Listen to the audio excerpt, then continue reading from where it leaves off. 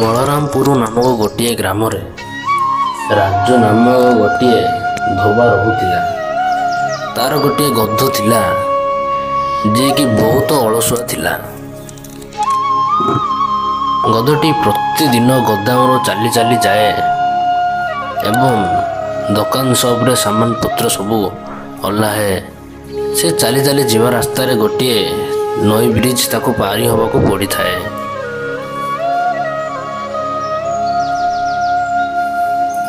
ଗୋଟିଏ ଦିନ ଗଧ ଏବଂ ତା ମାଲିକ ସେହି ନଈ ବ୍ରିଜ ପାରି ହେଇ ଯାଉଥିଲେ। ହଠାତ୍ ଗଧଟିର ଗୋଡ଼ ଖସିଗଲା ଏବଂ ସେ ନଦୀରେ ତଳେ ପଡ଼ିଗଲା ଏବଂ ତା ମାଲିକ ତାକୁ ପାଣିରୁ ଉଦ୍ଧାର କଲା। ଏବଂ ଗଧଟି ମନେ ମନେ ଭାବିବାକୁ ଲାଗିଲା ଯେ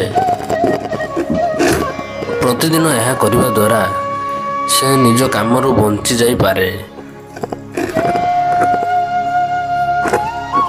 ଏବଂ ମାଲିକ ତାକୁ କେବେ ମଧ୍ୟ କାମ କରିବାକୁ ପଠାଇବା ନାହିଁ। ଏହା ସବୁ ଭାବି ସେ ପ୍ରତିଦିନ ସେହିପରି କରିବାକୁ ଲାଗିଲା।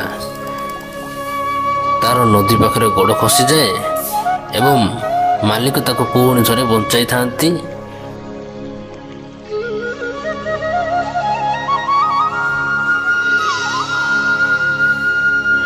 ଗୋଟିଏ ଦିନ ତା ମାଲିକ ଭାବିବାକୁ ଲାଗିଲେ, ଏମିତି ପ୍ରତିଦିନ ହେବା ଦ୍ୱାରା ଏହା ପଛରେ କାହାର କ'ଣ କାରଣ ଅଛି। ଏବଂ ସେ ଗୋଟିଏ ଦିନ ଗଧ ଉପରୁ ସବୁ ସାମାନତକ କାଢ଼ିଦେଲେ ଏବଂ ଏକୁଟିଆ ଗଧକୁ ଯିବା ପାଇଁ କହିଲେ। କିନ୍ତୁ ଗଧ କିଛି ବୁଝିପାରିଲା ନାହିଁ। ସେ ଭାବିଲା, ଆଜି କିଛି କାମ ନଥିବ ତ ସେଥିପାଇଁ ମୋତେ ଏକୁଟିଆ ଛାଡ଼ି ଦେଉଛନ୍ତି। କିନ୍ତୁ ସେ ଜାଣିନଥିଲା ଯେ ସେଦିନ ନଦୀରେ ବଢ଼ି ଆସିଛି। ତା ସାହୁକାର ତାକୁ ପରୀକ୍ଷା କରୁଥିଲେ। ସେ ସେଇ ବ୍ରିଜ ଦେଇ ଯାଉଥିଲା, କିନ୍ତୁ ଅନ୍ୟ ଦିନ ପରି ସେଇଦିନ ମଧ୍ୟ ଗୋଡ଼ ଖସିଯାଏ ଗଧର। ସେଦିନ ନଦୀରେ ବହୁତ ପାଣି ଆସିଥାଏ। ସେ କିନ୍ତୁ ନଦୀ ବାହାରକୁ ଆସିପାରେ ନାହିଁ, ବହୁତ ଚିତ୍କାର କରେ।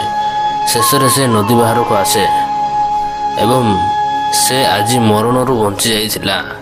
ସେ ନିଜର ଭୁଲ ନିଜେ ବୁଝିପାରିଥିଲା ଏବଂ ଏହା ପରେ ସେ ପ୍ରତିଦିନ ତା ମାଲିକ ସହିତ କାମ କରିବାକୁ ଯାଏ।